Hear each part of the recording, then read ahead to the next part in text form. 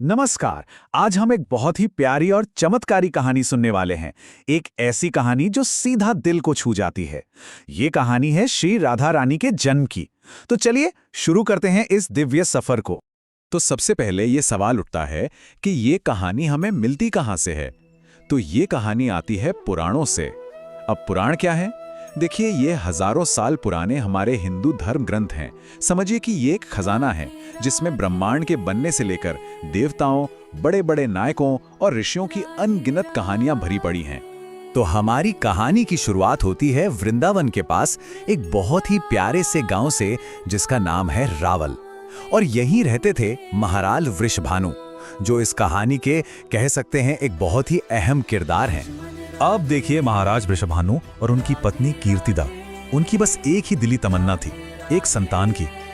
वो अक्सर यमुना मैया के किनारे जाते थे और बस एक बच्चे के लिए प्रार्थना करते थे। और ये कोई ऐसी वैसी प्रार्थना नहीं थी, बल्कि बहुत ही गहरी और सच्चे दिल से की गई प्रार्थना थी। और फिर एक दिन कुछ ऐसा हुआ जो किसी चमत्कार से कम नहीं था।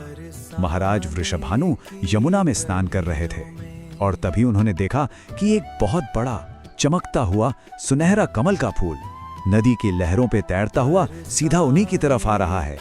और जैसे ही वो कमल उनके पास आया और उसकी पंखुड़ियां धीरे धीरे खुली, अरे महाराज वृषभानु ने जो देखा, उन्हें अपनी आंखों पर यकीन ही नहीं हुआ। उसके अंदर पिघले हुए सोने की तरह चमकती हुई एक बहुत ही प्यारी सी बच्ची थी। ऐसा लगा जैसे उनकी प्रार्थना सुन ली गई थी। तो वो उस बच्ची को खुशी खुशी घर ले आए। पूरे रावल गांव में जश्न मनाया जाने लगा, मिठाइयां बंटने लगी। लेकिन इस खुशी के बीच जल्द ही एक अजीब सी बात सामने आई, एक ऐसा रहस्य जिसने सबको चिंता में डाल दिया। पता है क्या? वो बच्ची अपनी आंखें ही नहीं खोल रही थी। वृषभानु जी और कीर्तिदा जी ने सब कुछ करके देख लिया, हर कोशिश की, लेकिन कुछ भी काम नहीं आया। अब उन्हें ये डर सताने लगा कि कहीं उनकी बेटी देख तो नहीं सकती। और ऐसे ही चिंता के माहौल में वहां देवर्षि नारद मुनि प्रकट हुए। उन्होंने परेशान माता पिता को देखा और फिर मुस्कुराकर बोले, चिंता करने की कोई बात नहीं है, बस एक काम करो, अपनी बेटी का जन्मोत्सव मनाओ। और हाँ, ऐसा मनाओ जैसा आज तक किसी ने ना देखा हो। तो बस नारद मुनि की सलाह मान ली गई। महाराज वृषभानु ने एक बहुत ही बड़े उत्सव की तैयारी की। दूर दूर से मेहमान बुलाए गए और इन मेहमानों में एक खास मेहमान थे, उनके सबसे अच्छे दोस्त गोकुल के नंद महाराज। वो भी अपनी पत्नी यशोदा और परिवार के साथ पहुंचे थे। और पता है नंद महाराज के साथ कौन आया था? उनके छोटे से बहुत ही प्यारे से बेटे, जिनकी उम्र बस 1 साल ही थी, हमारे नन्हे कृष्ण। तो उत्सव चल रहा था, सब लोग खुश थे। और इसी बीच नन्हे कृष्ण, जो अभी घुटनों के बल चलना ही सीख रहे थे, वो धीरे धीरे खेलते खेलते उस पालने के पास पहुंच गए जहां वो बच्ची सो रही थी। उन्होंने पालने को पकड़ा और अपने नन्हे हाथों से खुद को थोड़ा सा ऊपर उठाया, बस उस बच्ची को देखने के लिए।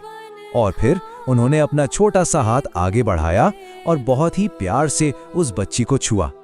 और बस उसी पल जैसे ही कृष्ण का हाथ उस बच्ची को लगा, एक ऐसा अद्भुत चमत्कार हुआ कि वहां मौजूद हर कोई बस देखता ही रह गया। सब हैरान थे। उस प्यारी सी बच्ची ने धीरे धीरे अपनी आंखें खोली, पहली बार। और सोचिए, इस दुनिया में उसकी खूबसूरत आंखों ने जो सबसे पहली चीज देखी, वो कौन थे? वो थे नन्हे कृष्ण। तो देखिए, ये कहानी सिर्फ एक चमत्कार की कहानी नहीं है। असल में ये हमें प्रेम का असली मतलब सिखाती है। एक ऐसे प्यार के बारे में बताती है जिसमें कोई स्वार्थ नहीं होता, जो पूरी तरह से शुद्ध है, निस्वार्थ है। इस बात को ना चैतन्य महाप्रभु ने बहुत खूबसूरती से समझाया है। उन्होंने 2 तरह के भावों के बीच का फर्क बताया है।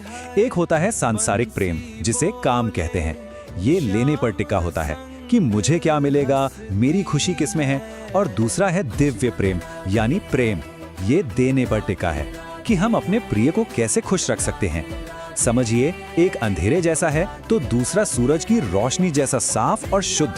और राधा रानी के लिए ये जो भक्ति है, ये जो प्रेम है, वो आज भी जिंदा है। ये कहानी हमें सीधा ले चलती है बरसाना के बहुत ही भव्य राधा रानी मंदिर तक, जो भानुगढ़ पहाड़ी की चोटी पर बना हुआ है। और पता है, ऐसा माना जाता है कि इस मंदिर की स्थापना लगभग 5000 साल पहले हुई थी। आज हम जो मंदिर का स्वरूप देखते हैं उसे 1675 में राजा बीर सिंह देव ने बनवाया था। इसकी वास्तुकला जो राजपूत शैली की है वो देखने लायक है। और एक और खास बात, मंदिर में जो लाल और सफेद पत्थर लगे हैं ना, वो राधा और कृष्ण के प्रेम का प्रतीक माने जाते हैं।